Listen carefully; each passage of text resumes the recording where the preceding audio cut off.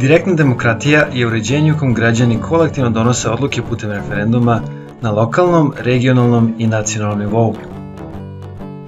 Trenutni sistem u kojem se nalazimo, gde građani biraju osobu ili partiju koja će donositi sve bitne odluke u njihovo ime tokom narednih godina, se zove predstavnička demokratija.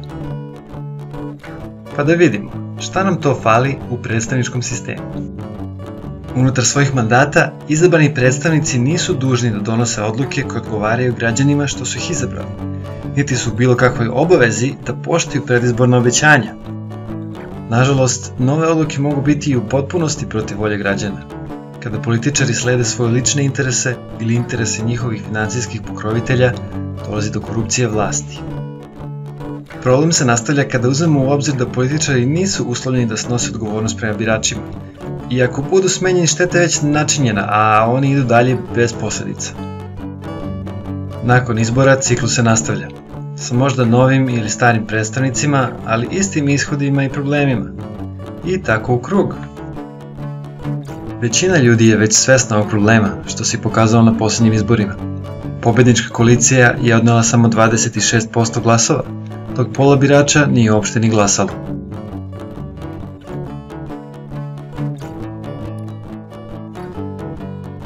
Mi živimo u vremenu razmene informacija.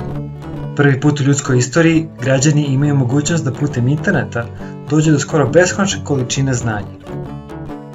Kolektivno znanje velikog broja pojedinaca u tom slučaju nadjačava znanje male grupe političara. Odličan primjer ove ideje je Wikipedia, projekat u kom je veliki broj ljudi zajedno uspeo da stvori bolju enciklopediju od onih što izbacuju stručne izdavačke kuće.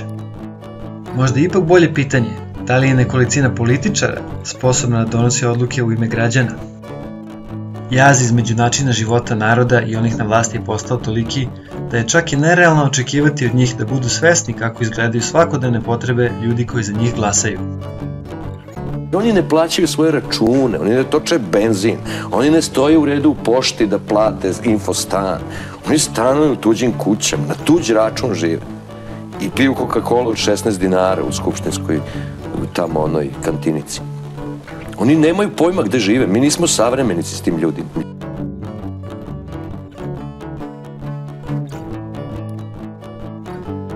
Više ne bi bilo tajnih i potencijalno štetnih ugovora o javnim resursima, stranim kreditima ili zakonima koji imaju direktne posledice na život građana. Direktnim učešćem u političkom procesu drastično bi smanjili korupciju na državnom nivou i interesi više ne bi bili na strani pojedinaca u vrhu, nego na strani naroda. Na primjer, stanovništvo plaća porez, ali konkretni detalji o tome kako se taj novac ulaže su velikim delom misterije. Umesto ministara, glas bi imali građani oko ulaganja u institucije bitni za svakodnevni život, kao što su obrazovanje, zdravstvo, javni prevoz, proizvodnja energije i sl.